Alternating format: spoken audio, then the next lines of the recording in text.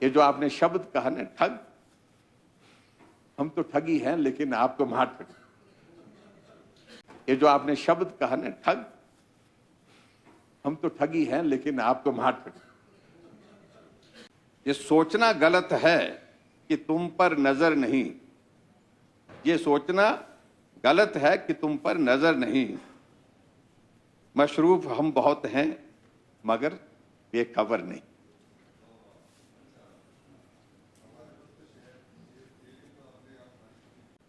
ये बजट है, ये निकल जाएगा।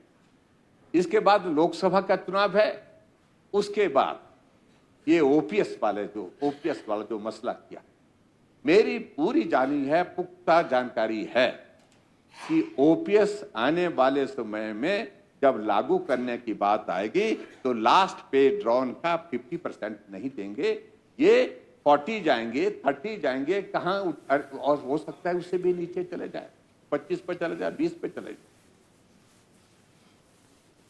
ये होने वाला है।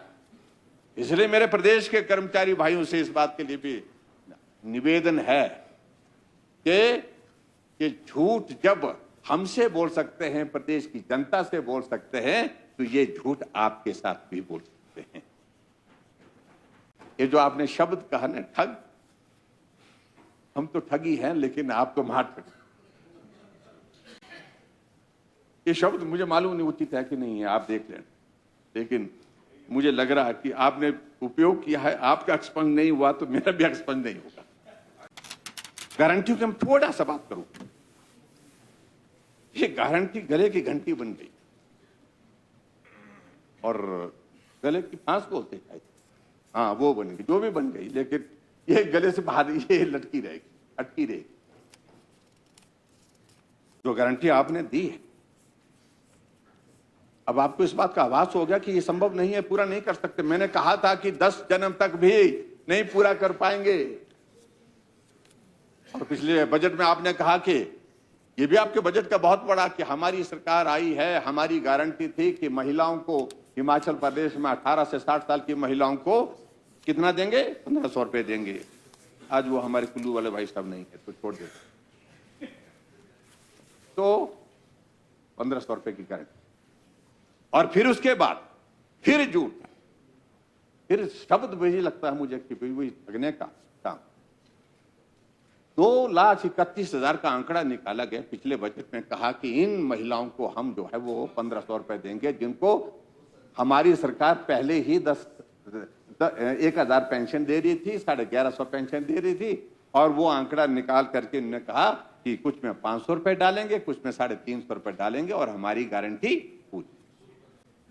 उसके बाद आपका कुछ हुआ, कुछ मालूम नहीं क्या हुआ। हमारे लाहौल स्पीति के माननीय विधायक महोदय जी यहाँ पर नहीं है, वो उनके साथ कुछ हुआ, फिर बाद में आपने मनाया उनको, हाथ पकड़ करके उन्होंने कुछ चिट्ठी लिख दी थी, और उसके बाद कुछ अखबारों में खबरें कह दी थी, और उसके बाद आगे बढ़ करके आप स्पीति की घाटी में गए, और वहां घाटी में जो पिछड़े लोग हैं, जो ट्राइबल में रहते हैं, वहां भी आपने पूरी ठगी, पूरा झूठ बोला कि महिलाओं को, जितनी भी महिलाएं स्पीति की हैं, मैं घोषणा करता हूं।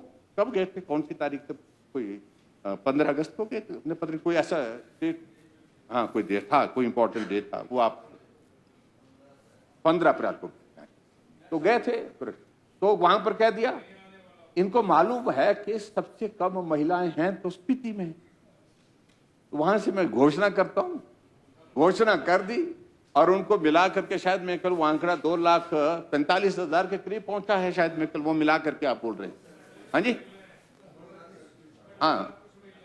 तो उसके बाद हाँ 2,36,000, 37,000 थोड़ी सी महिलाएं, तो 5,000 महिलाएं और जोड़ करके घोषणा कर दी, और उसके बाद साल बीत गया, अभी कहा कि अब हम शुरू करेंगे देना।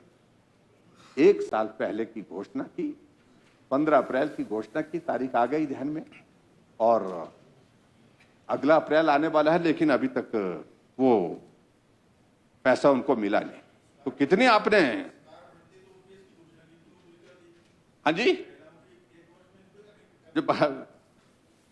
शुक्रिया शुक्रिया शुक्रिया, आपको तो बहुत, और इसलिए मैं इस बात को कह सकता हूं, वर्तमान में बजट आया और हम देख रहे हैं कि आपकी सरकार के ही मंत्री कह रहे हैं कि जो हमने बातें इंक्लूजन के लिए कही थी, बजट का हिस्सा होनी चाहिए थी, वो मिसिंग है। ये किस स्तर पर हुआ? अधिकारियों के स्तर पर हुआ या मुख्यमंत्री के स्तर पर हुआ, सरकार के स्तर पर हुआ, कहां हुआ? इस पर मुख्यमंत्री जी ने अभी तक कुछ कहा नहीं है। लेकिन मुख्यमंत्री की खासियत है कि कम बोलते हैं, बोलते ही। लेकिन बोलना पड़ेगा इन सारी चीजों को लेकर। बहुत बड़ा प्रश्न है आपके सामने। आपकी ही सरकार के दौरान जो है, अगर आपके ही मंत्री बजट से संतुष्ट है, बजट से सुखी नहीं है, तो सुखी है कौन? यह भी एक बहुत बड़ा प्रश्न पैदा होता है। और इसीलिए अध्यक्ष महोदय, उपाध्यक्ष महोदय, आगे अगर हम बढ़ें तो हिमाचल प्रदेश में थोड़ी, मैं गारंटी पर थोड़ी और बात कर लूं, थोड़ी सी बात करते तो मैं अपने बेरोजगारों के बारे में कहा था, कही थी बात, वो जिक्र ही आपकी बार, पिछली बार 30,000 नौकरी की बात की थी, अब की बार वो 30,000 नौकरी का क्या, एक नौकरी का भी जिक्र नहीं है। मैं समझता हूं ये बजट बिल्कुल पूर्ण रूप से दिशाहीन है। ना प्रदेश के बेरोजगारों को राहत है, ना जिनको कर्मचारी है, ना उनके लिए राहत की कोई उम्मीद है, ना बागवानों को राहत की उम्मीद है, ना किसानों को इसमें राहत की उम्मीद है, किसी समाज के गरीब वर्ग को, ना मजदूरों को उसमें कोई राहत की उम्मीद है।